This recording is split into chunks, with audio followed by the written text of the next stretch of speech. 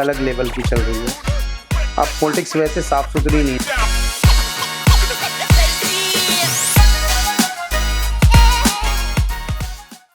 The SR के show का कारवां जैसे जैसे धीरे धीरे आगे बढ़ रहा है, आप लोगों की मोहब्बतें, प्यार बहुत ज्यादा मिल रहा है। उसी के बीच में लोगों के सजेशन, लोगों के सुझाव भी मेरे पास आ रहे हैं, जिसमें मुझे सबसे प्यारा सुझाव ये लगा कि लोगों ने मुझे कहा कि दिल्ली के अंदर चुनाव का माहौल है, तो क्यों ना एक सीरीज ऐसी बनाई जाए जिसके अंदर राजनेताओं से, पॉलिटिकल पार्टीज के कार्यकर्ताओं से बात की जाए कि दिल्ली के अंदर उनके चुनावी मुद्दे क्या हैं और वो किन मुद्दों को लेकर विपक्ष को घेर रहे हैं, या क्या उनके ऐसे काम हैं जो उनको लगता है कि ये काम लोगों के सामने जाने चाहिए। उसी कार्य को आगे बढ़ाते हुए आज मैं आ पहुंचा हूं निगम पार्षद साहिल गंगवाल जी के पास, जो कि मादीपुर विधानसभा से हैं और अपने वार्ड में बहुत ज्यादा चर्चित रहते हैं, अपने वार्ड में बहुत ज्यादा एक्टिव भी रहते हैं।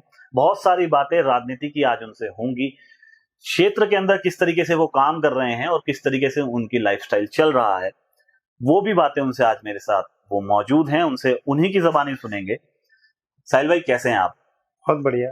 कैसी चल रही है आपकी जिंदगी? सबसे पहले तो मैं आपका शुक्रिया अदा करूंगा कि आपने मेरे शो के लिए मुझे टाइम दिया और मुझे बुलाया, अपने घर बुलाया और घर बुलाकर मुझे इतना सम्मान दिया, उसके लिए मैं तहे दिल से शुक्रिया हूँ। मेरा सबसे पहला सवाल भी यही रहेगा साहिल भाई आपसे, आपकी लाइफ निगम पार्षद बनने के बाद, काउंसलर बनने के बाद कैसी चल रही है? लाइफ अब बिजी हो गई। सवेरे उठते ही एक लिस्ट सी आ जाती है कि भाई यहाँ पे ये काम है, यहाँ पे सफाई का काम है, यहाँ सीवरेज का काम है, बहुत सारे काम है। और सबसे बड़ी बात तो इसमें ये भी रहती है कि लोगों की अब अपेक्षा मुझसे ज़्यादा हो गई है। उसका कारण भी है क्योंकि एक तो मेरा घर जो है बिल्कुल रोड साइड पे आता है, तो उसमें क्या है शाहरुख भाई की ये वाला एरिया जो है मेरा पश्चिम विहार लगता है। बिल्कुल साथ वाला जो करेंगे तो सामने क्रॉस करते हैं तो पश्चिम विहार लगता है। और मेरा वार्ड को आप देखोगे तो 93 वार्ड मेरा है। बिल्कुल एक रोड का फर्क है। तो इसमें जो है कि जो पार्ट मेरे साथ में अभी जुड़ा है जी, उनके लोग भी यहाँ तक मेरे पास में आ जाते हैं, तो हमने कभी किसी को मना नहीं करा, चाहे वो किसी भी पार्टी से हो। आप ये कहना चाह रहे हो कि मादीपुर विधानसभा में पश्चिम बिहार विधानसभा शकूर बस्ती के लोग आते हैं, वो भी आ जाते हैं इस उम्मीद में कि हमारा काम हो जाए, साहिल गंगवाल जी करते हैं। जी नहीं, अभी क्योंकि लोगों को बहुत सी चीजें पता नहीं होती है कि रोड के ये जो रोड का फर्क है, ये रोड का फर्क विधानसभाएं बदल रहा है और लोकसभाएं बदल रहा है। अब जैसे कि अब छोटा सा एक उदाहरण है कि कुछ लोग मेरे पास में जैसे आधार कार्ड का कोई काम होता है उन्हें जी, तो अक्सर वहां से साइन करवाने के लिए वो कहते हैं कि भैया इतना दूर, तो हमने सोचा कि आप कर दोगे। हमने कहा कोई बात नहीं, हम उनका भी काम करते हैं, कोई बात नहीं, दूसरी विधानसभा के हैं तो कोई बात नहीं। उन लोगों का जैसे हम स्वयं सिद्धा है जी, वो बिल्कुल मेरे पास में है। हाँ, वो एरिया अब उनके काउंसलर अलग है, पर आप एक कोई गरीब परिवार का बच्चा या कोई बड़ा आ जाए और वो अपने काउंसलर से मिलने के लिए यहाँ से उनके एरिया में जाने के लिए उसका रिक्शे का किराया तो लगेगा। तो मैं सोचता हूँ कि क्यों किसी का पैसा खराब करा जाए, तो मैं वो काम भी अपने ऑफिस में या और एक चीज और बता दूं आपको, मेरे यहाँ साइन करवाने के लिए लोग 11 बजे भी रात को आ जाते हैं, तब भी मैं करता हूँ। क्योंकि मैंने भी एक सीनियर लीडर को देखा था, उन्होंने हमेशा जो है अपनी एक स्टैंप रखते थे अपने पास में। अच्छा, तो मैंने ये तभी मुझे आया कि अगर काम करने की आदमी में क्षमता होना तो वो करेगा।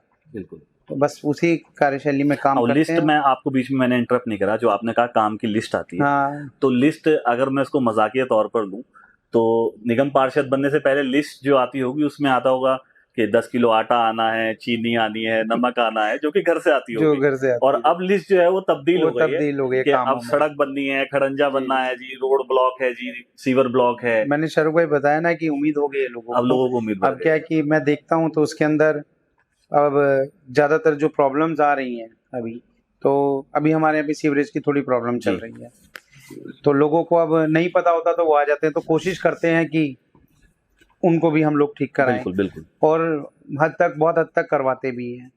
मैंने विधानसभा में जो सबसे ज्यादा प्रॉब्लम देखी है साहिल भाई, और आपकी पार्टी ने चुनाव से पहले इसका मुद्दा भी बड़े जोर शोर से उठाया था कि दिल्ली में हमें कूड़े के पहाड़ खत्म करने हैं जी। लेकिन 6-8 महीने में, पिछले 6-8 महीने में, या ये कह लीजिए जब अरविंद केजरीवाल जी जेल में गए जी, उसके बाद से मादीपुर के अंदर कूड़े की समस्या बढ़ गई। तो उसमें क्या दिक्कतें रही आपके सामने कि ये समस्या क्यों बढ़ रही है? हालांकि विपक्ष तो इसमें लगातार अपना काम करता रहा, लेकिन आम जनता ये चाह रही थी कि विपक्ष इसमें राजनीति ना करके हमारा काम का समाधान कराएं, और लोग आपके पास आए भी होंगे, आपसे कहा भी होगा। उसके लिए अगर आप थोड़ा सा बताना चाहें, क्योंकि आप कुछ हद तक मैंने देखा है कि चीजें साफ हुई हैं, जी कूड़ा उठ भी गया है, तो वो क्या प्रॉब्लम है कि जिसकी वजह से? शाहरुख भाई, ऐसा है कि पहले जोनल कमेटी वगैरह टाइम से बन जाती अगर, तो आपने देखा होगा कि जिस तरीके से इस समय जो पॉलिटिक्स चल रही है वो एक अलग लेवल की चल रही है। अब पॉलिटिक्स वैसे साफ सुथरी नहीं रही जी। अगर अभी स्टैंडिंग कमेटी हमारी बनी होती तो आपने देखा होगा कि हमारे पास में जो गाड़ियां जो कूड़ा उठाती हैं, कई गाड़ियां हैं जो जिनका टेंडर अभी खत्म हो गया था पीछे, जैसे हॉर्टिकल्चर डिपार्टमेंट है जी, उनके पास में उनके अंदर जो है और लोग बढ़ते, मगर वो बढ़ते तब जब हमारी जोनल कमेटी बनती। जोनल कमेटी बनी नहीं तो हमें जो कुछ स्टाफ है उसी से काम कराना पड़ता है। तकरीबन 126 पार्क है मेरे पास में, कि स्टैंडिंग कमेटी ना होने की वजह से बड़ी प्रॉब्लम रही है। और स्टाफ की वाकई में बहुत शॉर्टेज थी। पहले मुझसे पहले जो काउंसलर थे तो बता रहे हैं कि उसके पास में 38 से 40 लोग थे, और जब मैं आया तो मेरे पास में कुल लोगों की जो संख्या थी वो जो है 21 लोगों की थी। फिर धीरे धीरे करते करते वो 8 लोगों पर आ गई। अभी 2 महीने तो पीछे टेंडर ही बंद था, तो उसमें 5 लोग थे। तो आपको पता है कि इस बार इंद्रदेव ने भी बड़ी जो है पानी भी बहुत बड़ा दबा के हुई है, दबा के, तो ग्रास जो है 1-1 2-2 फुट तक ग्रास बढ़ गई। अब दोबारा से अभी 5-7 दिन पहले दोबारा से टेंडर जो है अभी चालू हुआ, लोग वापस आए हैं, तब जाके ग्रास कटिंग वगैरह और पार्कों को दोबारा साफ सुथरा करा जा रहा है। और रही बात कूड़े की, तो कूड़े की बात के लिए आप देखते हैं कि आप सबसे ज़्यादा प्रॉब्लम देखिए, आपने देखा होगा कि ढलाव पे, हमारे जो मादीपुर गांव वाला ढलाव है उस पे ज़्यादा कूड़े की समस्या आ रही थी। ऐसा नहीं है कि कूड़े को जो जिससे पार्टी हम लोग आए कि भाई कूड़े को हम कम करेंगे, और काम हुआ भी है। पर अभी ये जो इंडस्ट्रियल एरिया का काम था, पहले बताते हैं कि मुझसे पहले जब कभी तो एक गाड़ी आया करती थी इनकी जो वेस्ट मटेरियल को डायरेक्ट लेके जाया करती थी। अब जोनल कमेटी बनी नहीं तो टेंडर हुआ नहीं, समस्या वहीं आ रही है। ऐसे यूरिनल की है कि पहले यूरिनल पे लोग होते थे, उनका भी मेरे काउंसलर बनने के बाद में वो लोग भी नहीं आए क्योंकि टेंडर खत्म हो गया। अब जिस दिन कमेटी बनेगी, एकदम सुचारू रूप से चलने लगेगी, तो हम लोग दोबारा स्टाफ की डिमांड करेंगे और दोबारा चीज़ों को ठीक करेंगे।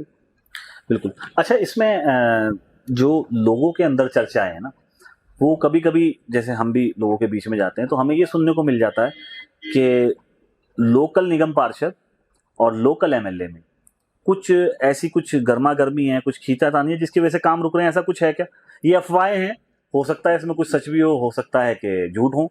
देखिए कि आपने पहले देखा होगा कि मेरे आने के बाद, मैं आपसे ऑन रिकॉर्ड ये बात बोल रहा हूँ जी, कि मेरे आने के बाद में कितने पार्कों में डेवलपमेंट हुआ, आप ये देखिए। फॉर एग्जांपल कुछ आप गिनवा दीजिए। देखिए, अंबेडकर पार्क आप लीजिए, सबसे पहले मैंने उसमें जो है इंपोर्टेड ग्रास लगवाई थी। ठीक है। तिरंगा लाइट्स लगाने वाला सबसे पहला मैं काउंसलर था दिल्ली के अंदर। रोड पर है जी, रोड पे है जी। उसमें इंपोर्टेड जो है ग्रास लगवाई गई थी, तिरंगा लाइट्स लगवाई गई थी, फुटपाथ रिपेयर किया था। जैसे डी ब्लॉक हमारा पार्क नंबर 1 है, वहाँ की RW आप पूछिए, वहाँ पे जो है पहले वो बंजर था, वहाँ क्रिकेट खेलते थे बच्चे, मतलब पूरा ग्राउंड, मतलब कि उस पर ग्रास नहीं थी। वहाँ पे इंपोर्टेड ग्रास लगवाई हमने, वहाँ का गेट बनवाया, फुटपाथ लगवाई। ये मेरे आने के बाद के कार्य में बता रहा हूँ। और पश्चिमपुरी पॉकेट 2 में जहाँ विधायक जी का निवास है, उनके सामने भी जो पार्क बना है। और ये देखिए कि आप मेरे आने के बाद में कितनी सड़कें बनी, क्योंकि पहले क्या रहता था कि काउंसलर दूसरी पार्टी का, एमएलए दूसरी पार्टी का। हमने किसी काम के लिए मना नहीं करा, ना हमने विधायक जी को मना करा। पब्लिक हित में जो काम होगा उसके लिए मैं सदैव खड़ा हूँ। और साथ ही अभी आपको कई रोड मेरे यहाँ पे बन रही है, क्योंकि बिगर एमसीडी के परमिशन के आप बना नहीं सकते जी। जब काम जनहित के लिए करना है तो फिर किसी के पूछने की आवश्यकता नहीं है। तो मैंने ऑलरेडी कई साइन करके जो है परमिशन के ऑलरेडी मैंने विधायक जी के यहाँ भेजे हुए हैं, जिनसे अब रोड बन रही है मादीपुर के अंदर, पश्चिमपुरी में, पंजाबी बाग जो एरिया मेरे पास लगता है, उन सब में रोडों का काम हो रहा है। मुख्यमंत्री योजना के तहत भी सड़कें बनी। मैं हमारे मुख्यमंत्री अरविंद केजरीवाल जी को भी बधाई दूंगा कि उनके बाद काम बहुत हुआ हमारे एरिया के अंदर। और आशा करता हूं कि आगे भी ऐसे काम जो हैं बढ़िया होते रहेंगे।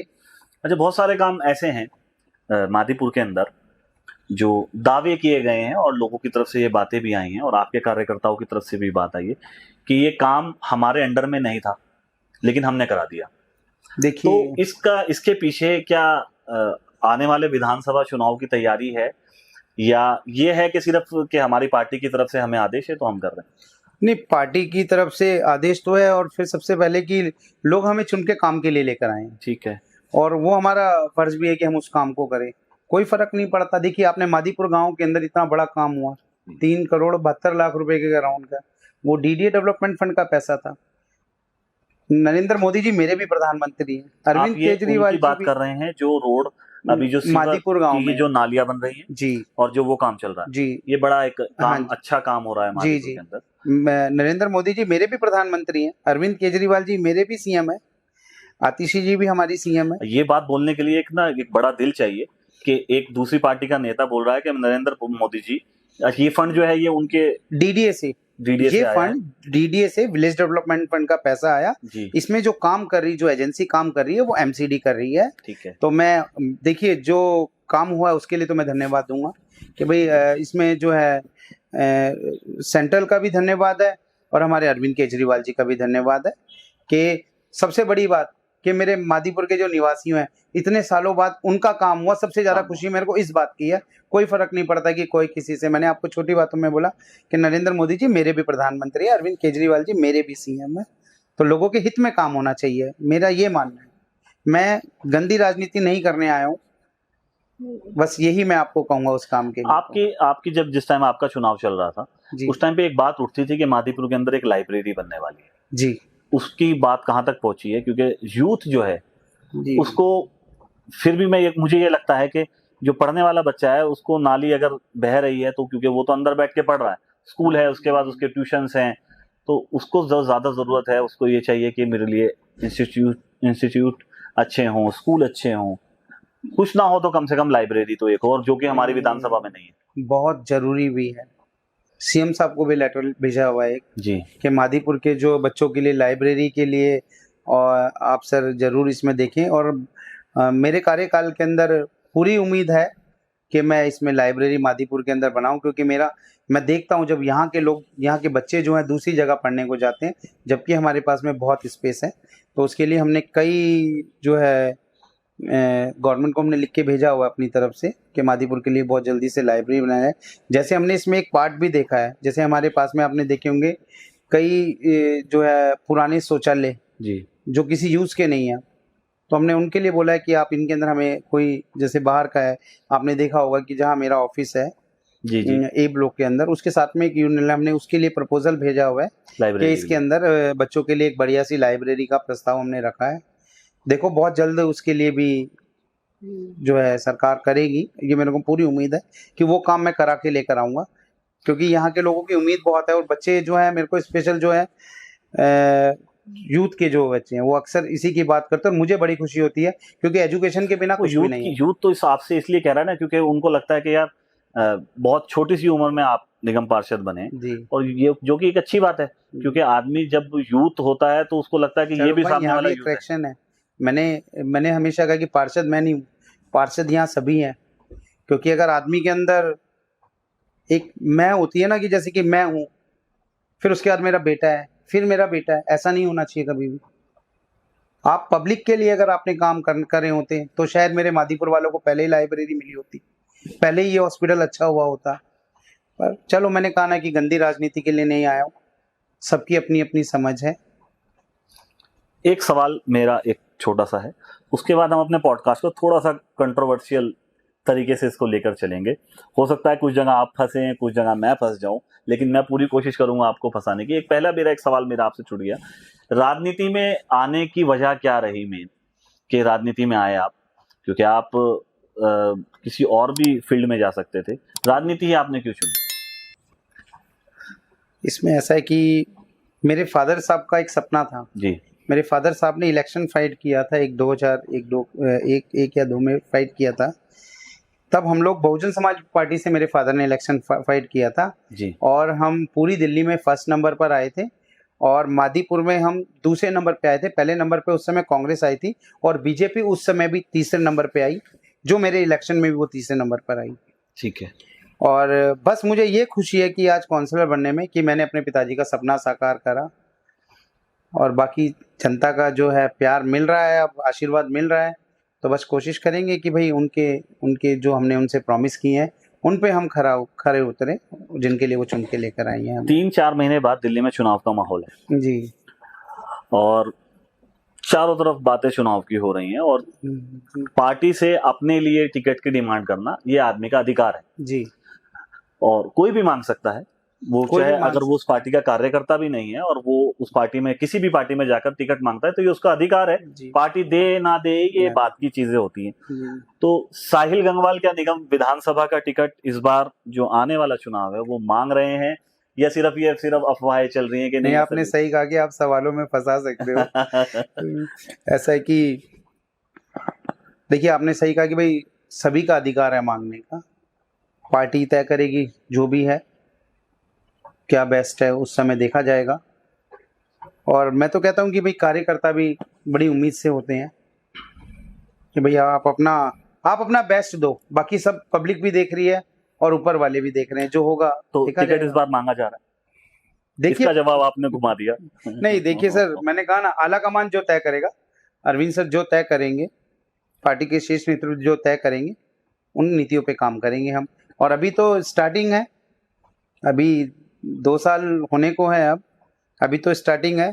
पहले तो हम लोग जो पब्लिक का इतना जो सपोर्ट और प्यार मिल रहा है, आवाज हमेशा नीचे से उठती है जी। और आप यकीन मानिएगा कि मैंने अभी तक अपना नाम भी नहीं दिया था इस काम के लिए, और अब पब्लिक खुद ही बोलने लग गई है। क्योंकि मैंने कहा ना कि मैं 8-8 घंटे अधिकारियों के साथ घूमता हूँ और आज भी मैं कहीं लोकल में जाके ना नीचे बैठ के चाय पीता हूँ, मुझे वो ज़्यादा अच्छा लगता है किसी रेस्टोरेंट में जाने से बेटर, क्योंकि यही लोग तो हैं और समस्या भी इन लोगों की ज़्यादा होती है। तो भाई अगर लोगों से जब डायरेक्ट मिलना जुलना होता है तो पता होता है कि भाई किसका काम जो है करवा सकते हैं। और मेरी तो कोशिश रहती है कि मैं सबका काम करा सकूं, चाहे वो विधायक का हो चाहे एमपी का हो। अब लोग उम्मीद भी करते हैं, वो कहते हैं चलो भाई साहिल भाई, हमें तो उम्मीद थी कि आपके जरिए से काम हो कि आप, हाँ, तो बस उसी में अगर पार्टी विधानसभा चुनाव में साहिल गंगवाल को यहाँ कैंडिडेट बनाकर भेजती है तो साहिल गंगवाल का सबसे पहला कॉम्पिटिटर कौन होगा, कांग्रेस या बीजेपी? मैं नाम नहीं लेता किसी का भी, सिर्फ मैं पार्टी का नाम लेता हूँ, कांग्रेस या बीजेपी। आपको क्या लगता है कि मेरा कंपटीशन कांग्रेस से रहेगा या बीजेपी से रहेगा? कांग्रेस या किसी निर्दलीय से रहेगा? नहीं, मैं आपको बताऊं, कांग्रेस से तो कोई कंपटीशन है नहीं फिलहाल। वो आपके सहयोगी पार्टी थी अभी मौजूदा पिछले लोकसभा चुनाव में। मौजूदा जो थी वो तो आपकी बात बिल्कुल ठीक है, पर कांग्रेस से अभी आपको नहीं लगता ऐसा कि कोई ऐसे फाइट रहेगी? कोई फाइट रहेगी।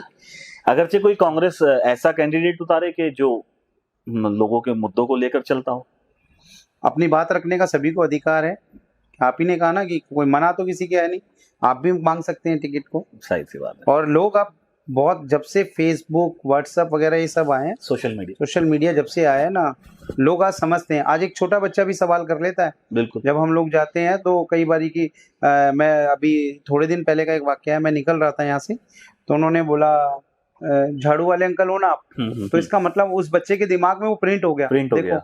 तो उसने मुझे ये बोला, अंकल मेरे यहाँ पर स्कूल के अंदर टंकी का जो है टैप टूटा हुआ है और मैंने गार्ड को बोला था कि इसको करवा दो, पर उन्होंने नहीं करवाया। तो आप एक बात सोचिए कि एक छोटे से बच्चे की मानसिकता देखो किस लेवल पे पहुंच चुकी कि उसने स्पेशल बोला मुझे कि अंकल आप झाड़ू वाले हो ना?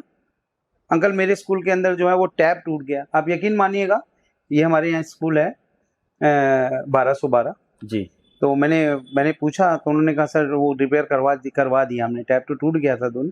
तो इसका मतलब आज बच्चा जो है उस बात को सीख रहा है ना। बिल्कुल। तो अब जमाना बहुत अलग है, आगे चल रहा है, एडवांस चल रहा है। और ये संविधान की खूबसूरती भी है कि एक छोटा बच्चा भी इसी वजह से मैं चाहता हूँ कि मादीपुर में बहुत शानदार लाइब्रेरी बचे ताकि लोग अब सवाल कर सके। हालांकि आप एक चीज देखिए कि कभी भी कोई पॉलिटिशियन इनको ये सब चीजें देने के लिए वो नहीं करेगा।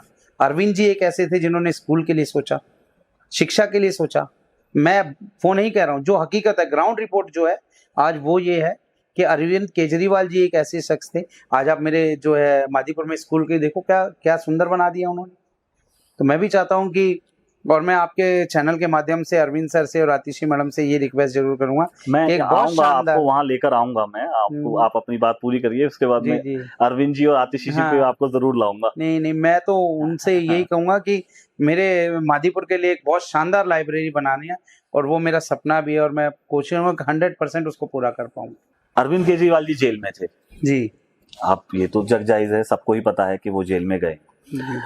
उसके बाद उन्होंने जब बाहर आए तो पद से इस्तीफा दे दिया। तो ये क्या पॉलिटिकली एक स्टंट था? नहीं, क्योंकि पॉलिटिकल पार्टी की तरफ से तो ये कहा जा रहा है कि वो अब जनता के बीच में जाएंगे। कुछ लोगों ने, विपक्ष ने ये सवाल खड़े करे तो कि अगर उनको जनता के बीच में जाना था तो वो पहले इस्तीफा देते जब वो जेल में थे, बाहर आने के बाद इस्तीफा क्यों दिया? नहीं, पॉलिटिकल, देखिए आपको पता है कि पॉलिटिकल प्रेशर के थ्रू उनको फंसाया गया, पहली बात तो ये है। और अगर उनको लालच होता सीएम पद का तो वो छोड़ते नहीं, क्योंकि आपको पता है कि जिस समय वो गवर्नमेंट जॉब में बहुत अच्छी पोस्ट पे बैठे हुए थे, जब वो अपना घर बार छोड़ के उन्होंने आपको पता होगा जमुना पार एक झुग्गी है, वहाँ पर वो रहे कई दिन, लोगों के बीच में रहे और लोगों की समस्या उन्होंने सुनी।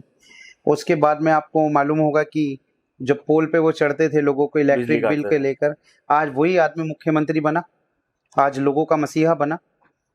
दिल्ली के लिए इतना कुछ किया उन्होंने और 1 मिनट के अंदर उन्होंने उस पद को लात मार दी, क्योंकि वाकई में ही वो जमीन से जुड़े नेता है। तो ऐसा तो नहीं है कि जो आतिशी जी को मुख्यमंत्री बनाया गया है वो सिर्फ फेस दिखाया गया, पीछे से जो कमान है वो अरविंद केजरीवाल जी संभाल रहे हैं? नहीं, ऐसा नहीं है। आप एक चीज देखिए कि अरविंद केजरीवाल जी महिला सम्मान को लेके बहुत आगे रहते हैं। जिस तरीके से बसों में आपने देखा होगा जी, आज तक किसी सरकार ने नहीं सोचा कि भाई बसों के अंदर मार्शल लगाएंगे, जबकि आपने भी थोड़े दिन का एक वाक्य था कि उन मार्शलों को भी हटा दिया गया, हट गए मार्शल, आपको पता होगा। उससे क्या फायदा होता था कि लोगों की पॉकेट कटना कम हो गई। जब मार्शल तैनात थे, छेड़खानियां कम हो गई, जो माताएं बहनें हमारी जाती थी बस के अंदर ट्रेवल करती थी, वो छेड़खानी कम हो गई, बहुत सारी चीज़ों पे इफेक्ट पड़ा था। और आतिशी मैम को भी जो मुख्यमंत्री बनाया है तो एक महिला को सम्मान दिया है, और अरविंद केजरीवाल जी महिलाओं के सम्मान के लिए हमेशा जो है उन्होंने हित में काम किया, लोगों के हित में काम किया है। पोस्ट की या सीट की उनको लालसा नहीं रही कभी। वो आज भी जमीन पे जुड़कर, आज तभी तो आज भी पैदल घूमते हैं वो, आप देखते हो कि लोकल लोगों से मिलते हैं वो। तो अब ज्यादा आसानी है ना, एक प्रोटोकॉल था भाई सीएम के साथ में सारे, अब क्या कि साधारण तरीके से जाके एक बात कर पाएंगे। तो हमें तो बहुत कुछ सीखने को मिलता है सीएम साहब से। तो ऐसा तो नहीं है कि ये खुद का मेरा अपने मन के एक विचार है, जब इंसान के पास पावर आ जाती है तो वो उसके बाद जिसने उसको वो पावर दी है उसको भूल जाता है और उस पावर को लेके आगे चला जाता है। तो आने वाले टाइम में ऐसा तो नहीं होगा कि पार्टी 2 गुटों में बढ़ जाएगी, एक आतिशी ग्रुप होगा और एक अरविंद केजरीवाल ग्रुप नहीं, होगा? ऐसा नहीं होगा, क्योंकि ये टीम अपने आप को एक बताती है कि हम मेरे साथी मेरे साथ बहुत ज्यादा ईमानदार हैं। अरविंद केजरीवाल जी भी ये बात कहते हैं और आतिशी मैम भी ये बात कहती हैं, लेकिन उसी के बीच में स्वाति मालीवाल जी को अरविंद केजरीवाल जी ने, हालांकि मैं पार्टी से हूं नहीं हूं एक अलग चीज है, बहुत ज्यादा सम्मान दिया, अच्छे पद दिए, राज्यसभा सांसद बनाया, लेकिन उसके बाद वो पार्टी छोड़कर चली गई। तो आतिशी जी के साथ ऐसा तो नहीं होने वाला? सर देखिए, राजनीति हमेशा पेशेंस मांगती है। आप एक जगह स्थिर हैं तो राजनीति हमेशा पेशेंस मांगती है। आज भी आतिशी मैम, आपको मालूम है, सीएम साहब की चेयर पे नहीं बैठती। मैं आज भी अगर मैं क्या, दिल्ली में ज्यादातर लोग पूर्व नहीं लिखेंगे, वो क्या लिखेंगे? मैं देखता हूं आप लोगों के सोशल मीडिया हैंडल, तो वहां सिर्फ मुख्यमंत्री अरविंद केजरीवाल जी, और ये मैंने नोट किया था। और मैं आज मैं इस वीडियो के माध्यम से ये और एक चीज बताना चाहूंगा कि आतिशी मैम ने आज तक सीएम साहब की चेयर पे नहीं बैठी, एक चेयर उन्होंने अलग रखी है और वो दूसरी चेयर पे बैठती हैं। और जिस तरीके से अब विपक्ष जो हमला कर रहा है, जैसे कि अभी बंगले को सील कर दिया गया था, जैसे जी, उनका सामान बाहर निकाल दिया, तो सबको पता है कि ये गंदा पार्ट चल रहा है और पब्लिक सब देख रही है। ये वो ना सोचे, अब जो है बहुत जल्दी जवाब आने वाला है, विधानसभा का इलेक्शन सर पर है और पब्लिक इसका बहुत अच्छे से जवाब देगी। इस बार 70 में से 70 सीट लेकर आएंगे हम इस बार। बड़ा दावा है, बहुत बड़ा है, चैलेंजिंग भी है, पर करेंगे। मतलब आप ये कहना चाह रहे हैं कि बीजेपी जिसकी केंद्र में सरकार है और कांग्रेस जो धीरे धीरे दोबारा से ग्रो कर रही है, वो दोबारा दिल्ली के अंदर शून्य पे आने वाली है? बिल्कुल सर, ऐसा ही हो, ऐसा ही होगा, आप लिख लीजिए। चलिए, हो सकता है आपकी जबान से निकली बात कबूल हो जाए। और अरविंद केजरीवाल जी लोगों की पसंद बन चुके हैं। आज एक गरीब परिवार भी अरविंद केजरीवाल जी के लिए बहुत गहराई से सोचता है। आप लोगों से मिलेंगे, आपको पता लगेगा कि मेरे यहाँ से मंगोलपुरी कितना दूर है, वहां से मेड काम करने के लिए आती है जी। वही मेड शाम को जाती भी है उसी बस के अंदर। अगर वहां से एक नॉर्मल भी हम करेंगे 20 रुपए भी अगर एक आने में और 20 रुपए जाने में लगता है तो महीने का 1200 रुपए होता है। हर परिवार को कम से कम 10,000 रुपए का फायदा होता है मिनिमम। आप किसी भी एंगल से देख लीजिए उस बात को। आज जैसे ये लोग कहते हैं कि वो पैसे बच्चों के पढ़ाई में एजुकेशन में काम आते हैं, एक गरीब आदमी के लिए बहुत होता है कि भाई हमारा 1200-1500 रुपए एक एक चीज पे बच रहा है, तो बच्चों के एजुकेशन में लगाएंगे। और उसमें भी देखिए एजुकेशन के सत्र में भी स्कूल हमारे इतने बढ़िया हो गए, वहाँ भी पैसे बचते हैं। ये हकीकत है कि प्राइवेट स्कूल से बच्चों को निकाल के सरकारी स्कूल में जो है डाला जा रहा है, तो ये अपने आप में एक बहुत अच्छी बात है। बहुत सारी बातें आपसे हुई और दुआ करते हैं कि आपका फ्यूचर राजनीति के अंदर और ब्राइट हो और आप विधानसभा लड़ें और उसके बाद लोकसभा लड़ें। अपने क्षेत्र की जनता को जाते जाते क्या मैसेज देना चाहते हैं आप हमारे चैनल के जरिए? देखिए, सबसे पहले तो मैं ये जो अब जो है आने वाला समय त्योहारों का समय है और दिवाली बहुत बड़ा त्यौहार है, उसकी मैं सभी को शुभकामनाएं और बधाई दूंगा। और मैं धन्यवाद करता हूं मेरी क्षेत्र की जनता का, क्योंकि अब देखने में ये मिला है कि लोगों को, जैसे मैं अपील करता हूं लोगों से, मैंने अभी अपील लोगों से मैंने की थी कि कूड़े को आप कूड़ेदान में आप डालिए, तो मैं अक्सर देखता हूं कि लोग अब कूड़े को जो है कूड़ेदान तक लेके जाते हैं, तो ये एक अपने आप में एक चेंजेस आ रहे हैं, तो ये एक बहुत बड़ी बात है।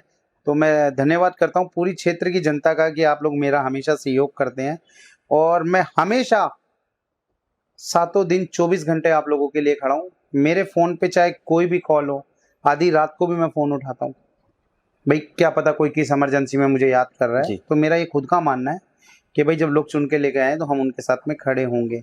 आप अपनी ज़बान से लोगों को कह भी दीजिए कि शाहरुख बलोच ऑफिशियल को सब्सक्राइब करिए और हमारे इस शो को बहुत प्यार दीजिए। ये चीज़ मैं करता हूँ, आज मैं आपसे करा लेता हूँ। शाहरुख भाई, मैं आपके चैनल पे मैंने बहुत सारी वीडियोस देखी और वाकई में आप बहुत अच्छा काम करते हैं कि लोगों की बात उठाते हैं, बात पहुंचाते हैं। तो मैं आप सभी क्षेत्र के निवासियों से ये कहूँगा, शाहरुख भाई के चैनल को सब्सक्राइब कीजिए, इनका जो है शेयर कीजिए इनके चैनल को। वाकई में आप बहुत अच्छी शख्सियत हैं और आपने मुझे समय दिया, इसके लिए मैं बहुत बहुत शुक्रिया। आपका धन्यवाद। अच्छा लगा आपसे।